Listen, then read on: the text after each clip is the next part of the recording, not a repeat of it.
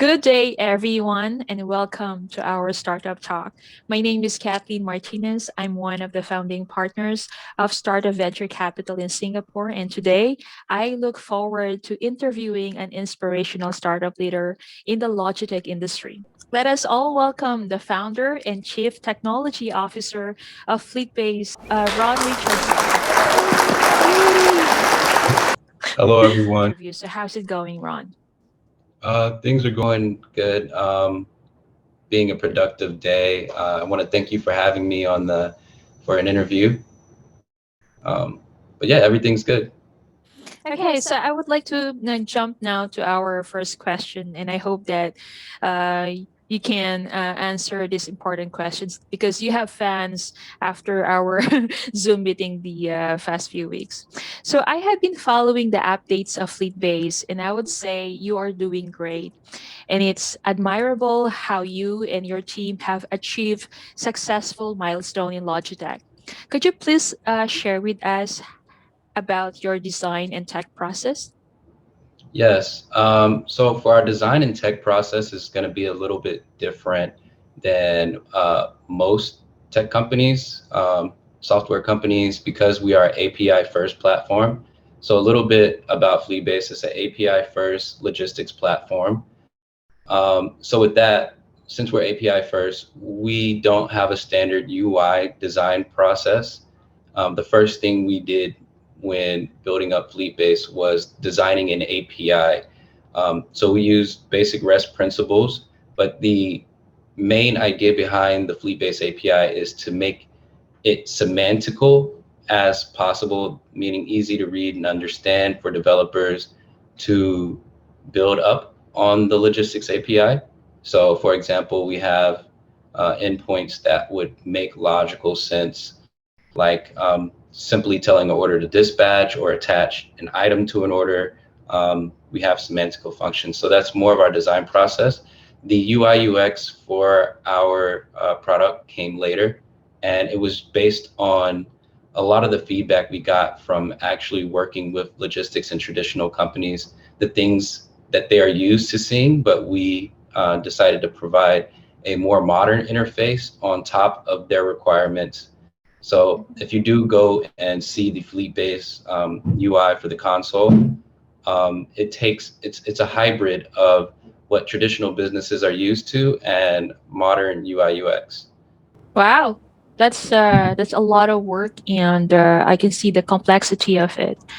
And Ron, as I've known you for quite some time, Josh, John, and I are solid friends to you. I learned that you are smart, capable, and humble, and you have these serious skills in tech.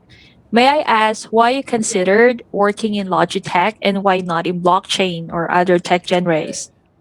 So logistics industry is a pretty big industry right off the bat, and it encompasses a lot. So if you look at the logistics industry and supply chain industry, you can almost look at it like a spectrum.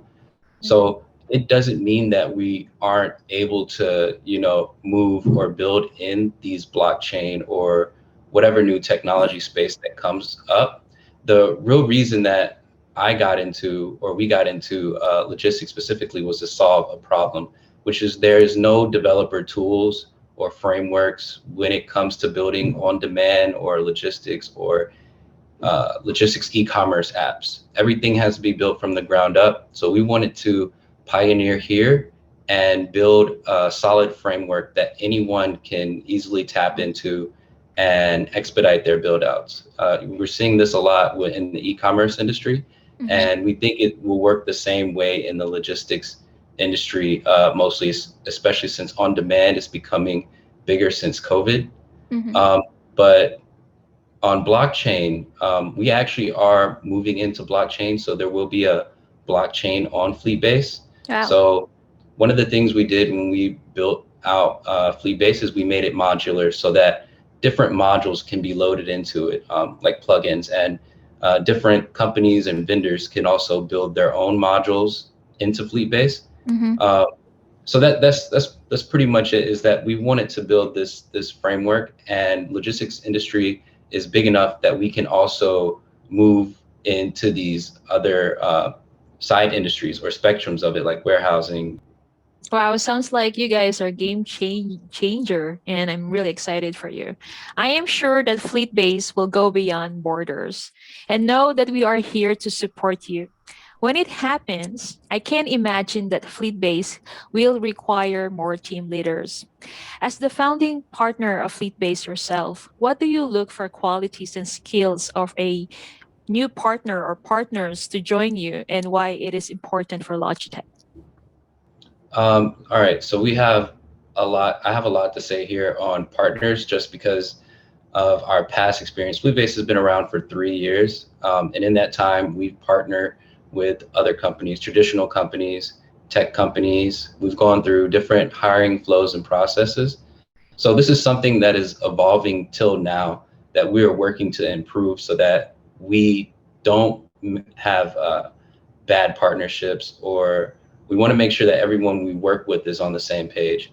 So for partners, the the main thing that we look for is that we can both benefit from our partnership, and that we have a similar goal, or the same goal that we want to accomplish, that there is a pretty much straightforward way in that working together that we can accomplish these goals, that our strategies are in line.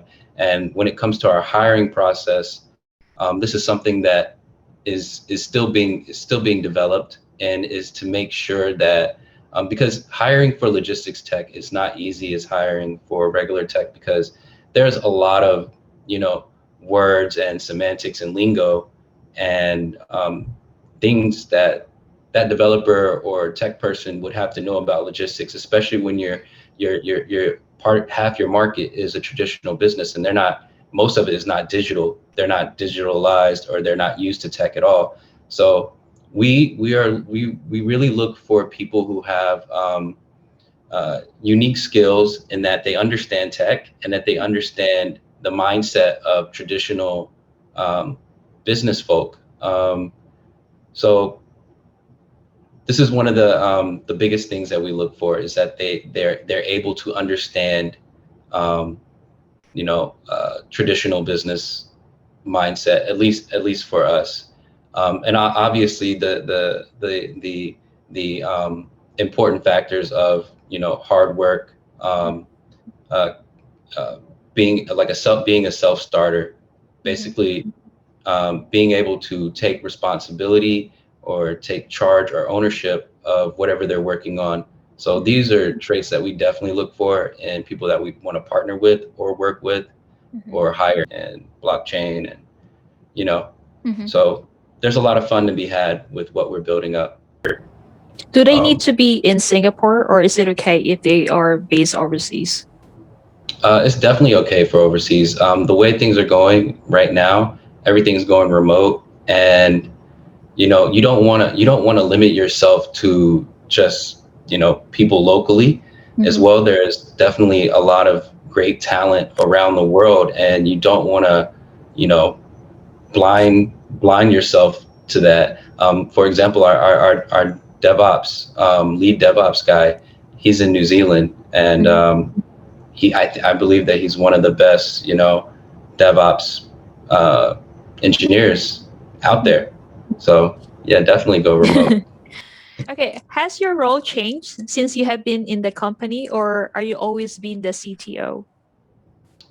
Since we're a smaller startup, and we didn't start big from the jump. We kind of started with the product that we had, which was basically MVP. Okay. Um, so we didn't set executive roles or different roles and positions. Everyone who started with, it was just three of us. Everyone who started, we all put in where we could. So obviously, I'm going to be doing more of the tech, but I also, try and do the marketing, do the websites, sales, uh, business development, planning, strategy, everything. Like this Wow. is this is this is this is you can't just do one thing, especially as um, a leader in a startup. You have to be able to know how everything works, how all your processes work, and Mhm. you have to have a hand in there. Because if you don't know how your marketing or your sales process works, and you only know one thing, then you're not really running your entire business. You're not knowing what's going on. So definitely, I wouldn't say that I have a specific role even now.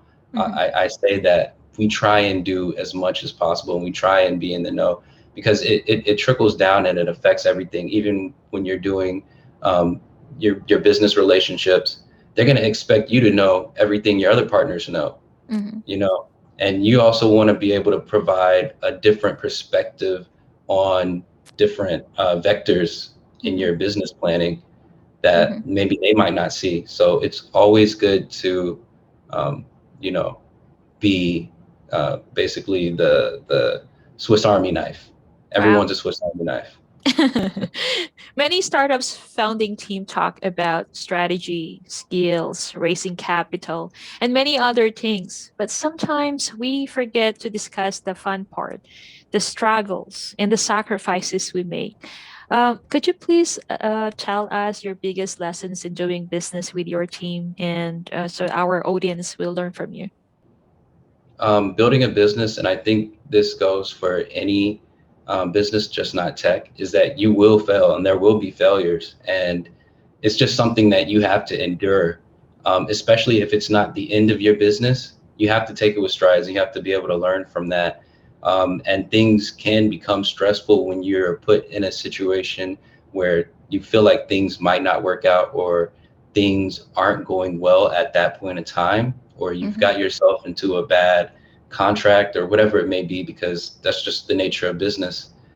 Um, you have to take time back. You have to step back and be able to enjoy yourself and be able to have time for yourself so that you can overcome, any difficult situations you're facing. And if you're a team-based business, definitely with Fleetbase, we do team activities. We like to go out. We like to have fun. Um, Me and my partner, we both picked up art. I'm doing art, and he's started cartoons. Like, Who? you know, She or Evan? Shiv's doing cartoons now. Yeah. Okay.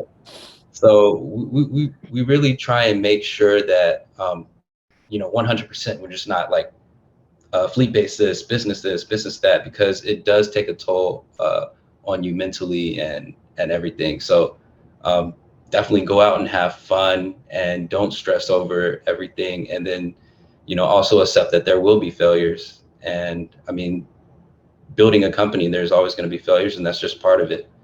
Yeah. Um, Well, I agree with you 100%. And yeah, so what do you advise aspiring entrepreneurs and startups how they can scale their business? I think everyone who's an aspiring entrepreneur has heard this before, but just to reiterate, I think it is the most important thing when doing a business is definitely have a plan. And a lot of people get confused on, like, what exactly is a business plan? Because if you go and Google that, what will come up is like business plan documents, and it'll just be a bunch of text, or it'll be like, we're going to do this. But make sure in your plan, the most important thing in your plan is to have those micro goals, those goals that you need to hit, that you need to do X and Y in order to get this result that you want. So those are the type of goals you need to have in your business plan. And if you can put it on a chronological date time space, like, I need to finish this amount of stuff, I need to get this done in order to accomplish this. And then when you do that, you've reached that goal, you check that off, and you're on to the next one. And then these micro goals should lead up to a bigger milestone or goal that you want to accomplish. These are the most important things in your business, uh, for everything that you do, just not your revenue, but even on your marketing and your sales. You want to definitely have that all planned out. Start with the micro goals, hit Mhm. those, and then have the larger milestones leading up to a bigger major goal that you want to accomplish. And that way you can always look back and see that you've been hitting these goals and that you are progressing, that what you're doing, your productivity is not going to waste. And when at the end of the month, when you hit all your goals, you should be 3 steps more forward. And you already know you only have, you can already see the other steps in front of you that you need to do in order to accomplish the bigger uh, success that you want out of your business. And Yeah. this has mostly worked for us. Wow, that's I would say that I am moved by your words and I'm learning a lot from you today. And I'm pretty sure our audience too. Okay, last question. Just out of nowhere, I've thought about this. Do you have any upcoming launch or new product or services that you would like to share with us? Yeah, so actually just 3 weeks ago, or 2 weeks ago, we launched the UI UX console for Fleetbase. So this is Wow. the overall operationals dashboard. We launched it on Product Hunt, and with that, we're still going. We're getting signups, and we are reiterating on the product quickly. This week, we're actually launching our mobile app for drivers, and this is going to be an adaptable driver app. So um, most logistics software companies out there, they will do a operations flow, and it'll be, one way. Mhm. With Fleetbase, you define your operational flow. You orchestrate how you want it.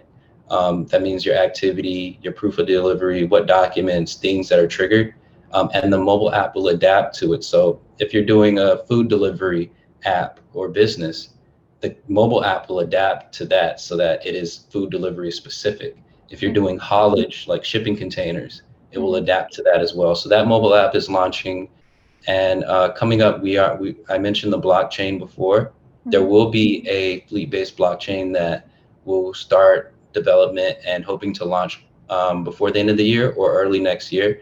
And Wow. basically, this blockchain will be a part of the app. And basically, it's a way to incentivize drivers for using their phones as nodes to validate activity on the blockchain. So proof of delivery or different documents go on the blockchain. And Mhm. then the drivers in your fleet who have the app, their nodes will verify using geospatial triangulation that that activity is indeed happening where the driver is.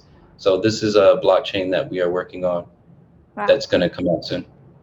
You sounds like the Squarespace of logistic. You simplify things, and B2B owners have to sign up right now to use your service. And I'm really impressed in how you guys come up with this big idea and you're working so hard.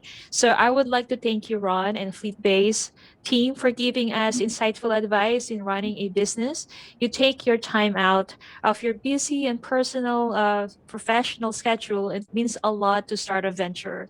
And on behalf of our partners, thank you, Ron, and thanks everyone who is watching our interview with Ron. So please, guys, follow Fleetbase and Start a Venture social media accounts to know our updates. Do you want to say anything else to the audience, Ron? Yes.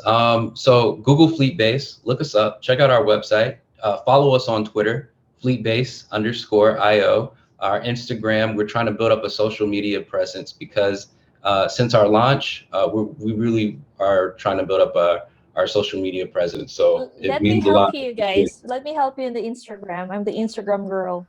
I'm Oh yeah, gonna for sure.